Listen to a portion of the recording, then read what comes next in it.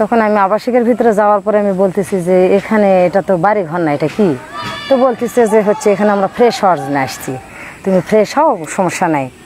এ কথা বলে তখন আমি বলতেছি যে সন্ধ্যা হয়ে গেছে, চলো আমরা বাসায় ফিরবো, তুমি এখান থেকে বের হও, আমি তো ফ্রেশ হয়েছি। এক কথা দু কথা বলার পরে তখন ও বলতেছে তুমি বোঝো না কিছু, এইভাবে বলার পরে তখন আমার পিছনটাও জোরে ধরার পরে অনেক হেস্তনস্তভাবে মনে করেন একটা মেয়ে মানুষ ওই জায়গায় আর কি করতে পারি আমি বল। ওর আগে নাম ছিল গৌতম, ওর গৌতম নাম ছিল। ওর সঙ্গে আমার ফোনে রং নাম্বারে ফোনে যোগাযোগ হয়।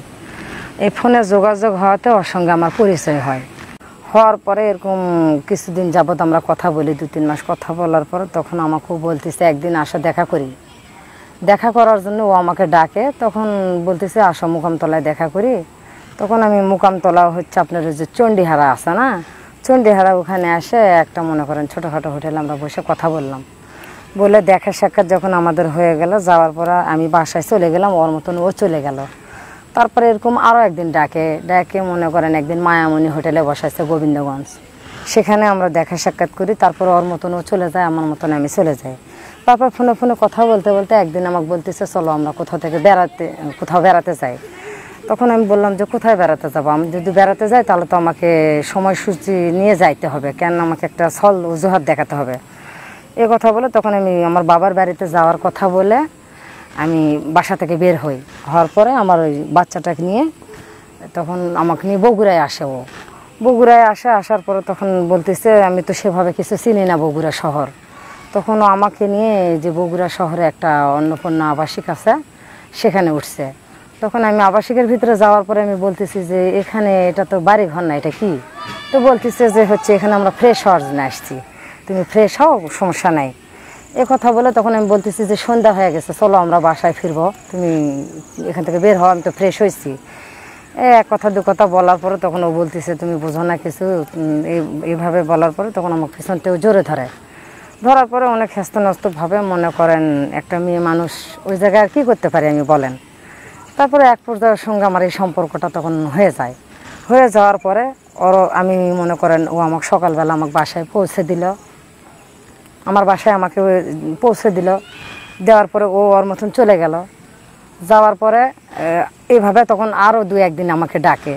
তখন আমি মনে করেন ওর প্রতি আসক্ত হয়ে যাই দিনে।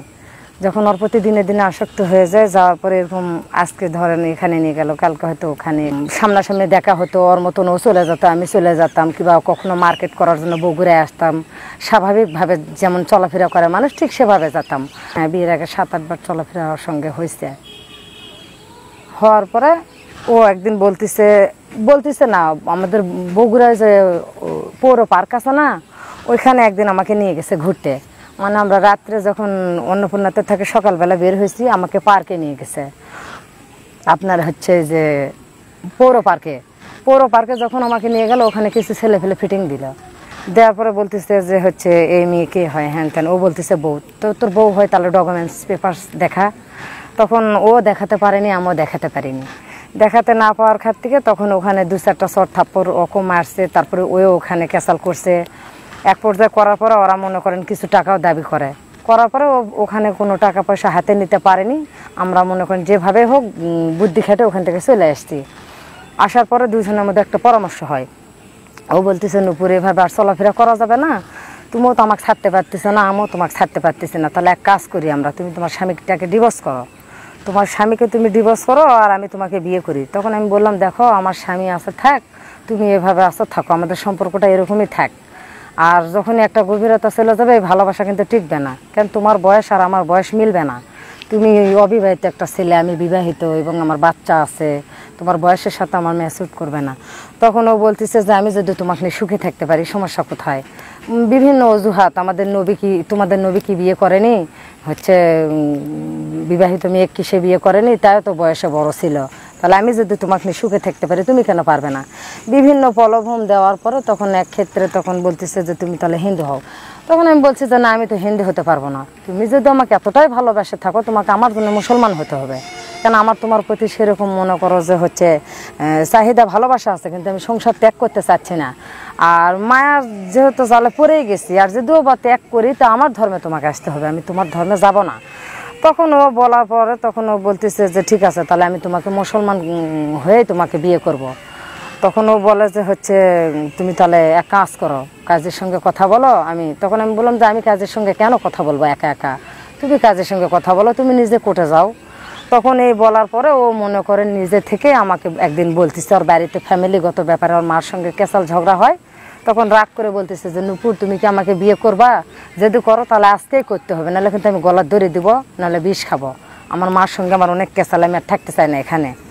এই বলার পরে তখন ও বাড়ি থেকে বের হয়ে চলে আসে। আসার পরে তখন আমি রাত্রেবেলা একজনের বাসায় ওকে রাখছি যে কোথায় রাখবো। ওই মুহূর্তে মনে করেন আর আমি কোথাও না যায়, আমার এক ননদ আছে, চাচাতো ননদ আমার গোবিন্দগঞ্জ, তার বাসায় ওকে আমি রাখি রাত্রে রাখার পরে সকালবেলা তখন আমরা দুজন ডিসাইড করলাম যে কি করব। তখন মনে করেন ও বলতেছে যে শোনো, টাকা পয়সা আমি নিয়ে আসছি, কোনো ভয়ের কিছু নাই, তুমি তাহলে এক কাজ করো, কোর্ট এফিডেভিটের মাধ্যমে চলো আমরা মুসলিম ধর্ম গ্রহণ করবো। তখন আমি বললাম যে ঠিক আছে চলো। এই যাওয়ার পরে দুজনে আমরা মনে করেন কোর্টে গেছি। যাওয়ার পরে আমরা কোর্ট থেকে পরামর্শ নিয়ে এই কাজগুলো মনে করেন ওখানে কোর্টের যারা লোক থাকে তাদের মাধ্যমে কোর্টের কাজ ছাড়ছি। ও ধর্ম পরিত্যক্ত করে মনে করেন যে পাবলিক লটারি থেকে ও ইসলাম ধর্ম যখন গ্রহণ করলো, করার পরে আমাদের আবার বিবাহের ঘোষণা দিয়ে একটা কোর্ট এফিডেভিটের একটা সার্টিফিকেট দিল। সেটা নিয়ে আমরা আবার মনে করেন কাজীর কাছে যাই, ওখানে রেজিস্ট্রি করে বিয়ে করছি। 5 লাখ টাকা দেনমোহর করে ও আমাকে বিয়ে করার পর তখন আমি ওকে বলছি যে দেখো আমাদের সম্পর্কটা যেন অটুট থাকে, আর তার আগেই বলছি যে আমাকে দেখার আগে আমার বাচ্চাকে দেখতে হবে। তখন ও বলছে যে কোনো সমস্যা নেই, আমি তোমার বাচ্চাকে দেখবো। এখন আসো আমার বাচ্চাকেও দেখতে পারতেছে না। তারপরে মনে করেন ওর মায়ের বুদ্ধি শুনে যে অন্য একটা জায়গায় আমাকে গোপন রাখে আরেক জায়গায় বিয়েও করতে যাচ্ছে। আর মনে করেন সেই বিয়েটা আমি কিছুতে আটকাতে পারতেছি না। ও ওপেন রোডে মুসলমান হয়ে কি করে বিয়ে করতে পারে। আজ ওর জন্য আমার স্বামী হারাইছি, সংসার হারাইছি। ও আমার অনেক টাকা পয়সা ক্ষতিগ্রস্ত করছে। ওর একটা বাচ্চা আমার পেটে আসছিল, গর্ভবতী হয়েছিলাম আমি, 2 মাসের একটা বাচ্চা ছিল, সে বাচ্চাটাও আমার নষ্ট করাইছে ও। এবং আমার টাকা পয়সা অনেক হাতে নিছে। ওর চাকরি বাবদে আমি 1 মাস আগে ওকে 2 লক্ষ টাকা দিয়েছি, সেই টাকাটাও মনে করেন যে আমাকে এখনও ব্যাক দেয়নি। ওর মা দিতে চাইছিল, দেয়নি। আবার মনে করেন ওর বাড়ির যে কাজ চলতেছে, এই বাড়ির কাজ চলাকালীন এপাকে 10,000, ওপাকে 20,000, এদিকে 30,000 এভাবে আসে নিয়ে আজকে মনে করেন আমাকে সর্বশান্ত করে দিয়ে রাস্তায় ফেলে দিছে। দেওয়ার পরে আমাকে গোবিন্দগঞ্জ বাসা ভাড়া করে নিয়ে 4.5 মাস সংসার করে আমার সাথে।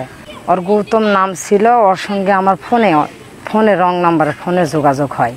তারপরে এক পর্যায়ে আসে ও আমার স্বামীকে মনে করেন ডিভোর্স করার পরে আমার স্বামী সংসার সব কিছু ত্যাগ করালো, আমার টাকা পয়সার হস্তনস্ত করার পরে স্যার আমাকে রাস্তাত মনে করেন আজকে নামিয়ে দিছে।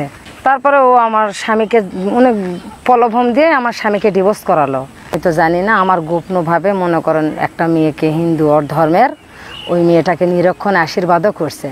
পরে ও যখন আমার সঙ্গে রিলেশন ছিল তখন থাকা অবস্থায় যে ছেলেগুলোকে নিয়ে আসতো, গ্রাম সম্পর্কে ভাতিজা হয়, তারা আসতো। তারা একদিন বলতেছে যে কাকি এই ঘটনা, কাকা তো অন্য জায়গায় নিরক্ষণ আশীর্বাদ করছে, আর আপনি এত কিছু দিয়ে তাকে হেল্প করেন, ও তো বেইমানি করতেছে আপনার সঙ্গে। তখন এই জিনিসটা যখন আমি জানতে পারি তখন আমি বললাম যে কান কথা নেওয়া যাবে না, ঠিক আছে জিনিসটা আমি দেখি। তো পরে একদিন ওকে আমার বাসায় রেখে আমি গোপনভাবে ওর গ্রামে গেছি। যাওয়ার পরে ওই মূল বাড়ি বলে, সেখানে জানতে পারি যে ওর হচ্ছে সত্যিকারই নিরক্ষণ আশীর্বাদ হওয়ার পরে তখন আমি বলি আসে, ও স্বীকার করে না, অনেক নানা ধরনের প্রলোভন দেয়, ক্রিয়া কসম কাটে, আর বলতেছে যে না আমি হচ্ছে আশীর্বাদ নিরক্ষণ করিনি, আমি তোমাকেই তো বিয়ে করছি, আর আমার জীবনে কোনো দিন আর বিয়ে হবে না, আমাদের বিয়ে একটাই, এটা তুমি এখন মানো আর না মানো, এই বলে প্রলোভন দিয়ে আমাকে রেখে দিছে। তারপরে দিন যাচ্ছে, এরকম দিন যাচ্ছে, আমি জানতে পারি না। তারপরে 4-5 দিন আগে জানতে যখন পারলাম যে ওর হচ্ছে বিয়ে 30 তারিখে, বাংলা মাসের 30 তারিখে, তখন আমি অনেক জায়গায় গেছি, গোবিন্দগঞ্জ থানায় গেছি, তারপর আপনার সোনাতলা থানায় গেছি, তারপরে আপনার হচ্ছে মেয়ের বাড়িতে গেছি বোঝানোর জন্য তাদেরকে যে মেয়ের বিয়ে দিয়েন না, আপনাদের মেয়ের জীবনটা নষ্ট করেন না, ওই ছেলে হিন্দু থেকে মুসলমান হয়েছে, আর হচ্ছে ওর স্টিল বউ আমি আসছি, আপনারা এই বিয়েটা দিয়েন না। তারপরে ওনারাও শোনেনি।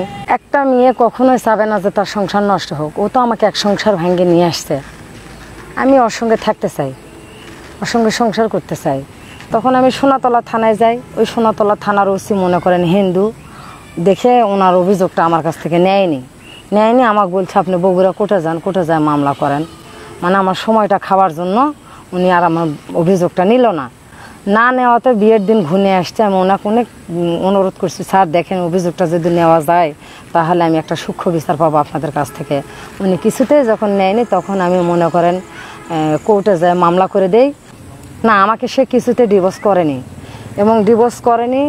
এখন বলতেছে যে তোমাকে আমি নিয়ে থাকবো, তুমি গোপনভাবে থাকো আমার কাছে, তুমি আমার অফিসের ওখানে থাকবা, আমি যেখানে পাওয়ার প্ল্যানে চাকরি করি তোমাকে অফিসের ওখানে ভাড়া রাখবো, আপনারা চাইলে দেখতে পারেন, ওর অনেক রেকর্ড আছে আমার কাছে, কল রেকর্ড।